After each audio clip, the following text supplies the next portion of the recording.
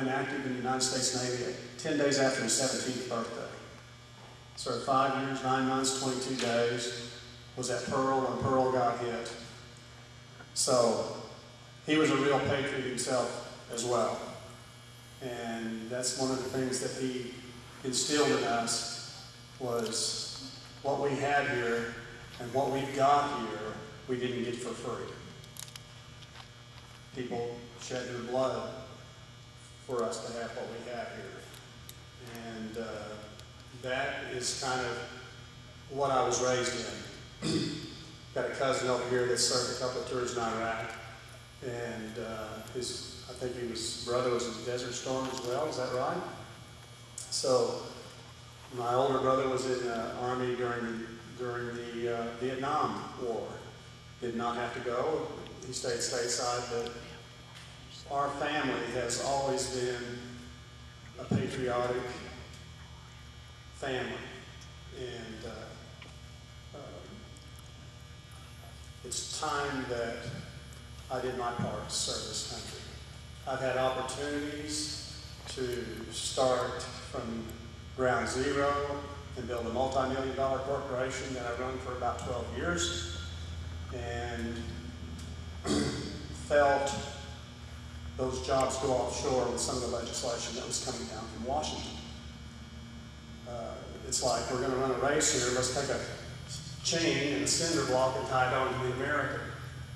Because the free trade agreements that both Bush presidents and Bill Clinton signed, there's not anything fair about it. Because when you incentivize our corporations to move their companies offshore, to take their capital and our technology offshore to build airplanes like that one sitting right there, now we're talking about building our fighter jets in Brazil. That don't make sense to me. That stuff ought to be built right here in the USA. When we were kids, everything was made in the USA. We wouldn't buy anything if it wasn't made in the USA. And with those jobs going offshore, the middle class jobs have left with it. And if you're not on the top, you're going to the bottom, and you're going pretty quick. Because the working jobs aren't out there. The good quality jobs aren't out there because it's more effective, more price effective for them to do that in China. Now here's the bad part about that. The exchange rate from the American government to China or to Canada, or most of these foreign countries, the value of their dollar is undervalued. So what ends up happening is we not only buy the stuff offshore or from a foreign country, we're subsidizing it. Now I started losing work about 12 years ago for my company into Canada because they were selling for cost.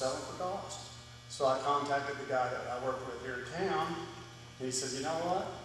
Howard, we're making 15 to 20 points on the exchange. You can't compete with that. That doesn't work. But that's what we're dealing with, and that's one of the reasons that some of these jobs are leaving, is because we're not standing up saying, your dollar's worth this, it's not worth this. And we're going to have to get that right to China, because we're in a mess there. We've got $3 trillion in cash reserves, and we're $1.75 trillion in debt. And another problem we've got is we're using 15 million barrels of oil a day. I'm sorry, 20 million barrels of oil a day. And we're importing 15 million a day. And so our energy, we're getting 20% from Canada and scattered around. We get about 12% from Saudi Arabia. That's a problem.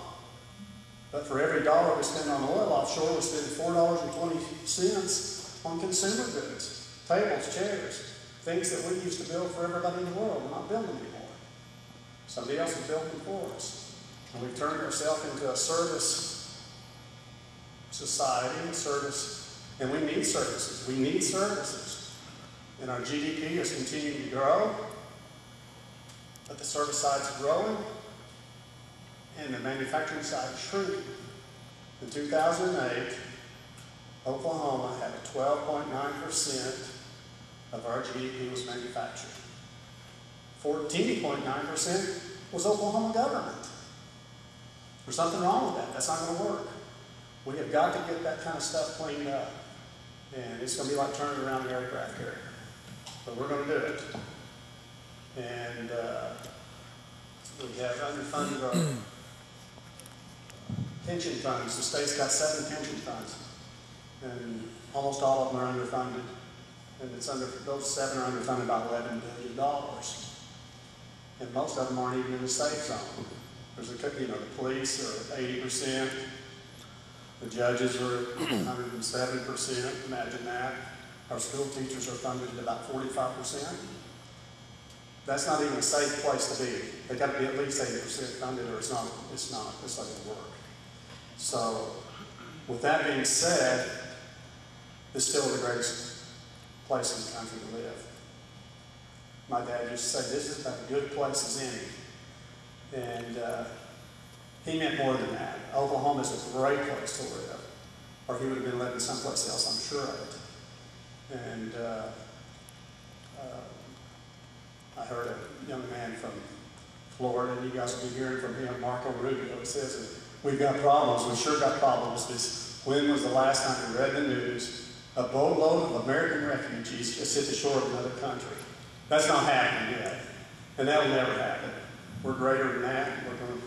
We're going to get this thing done. So, thank you so much for coming. God bless you. Thanks.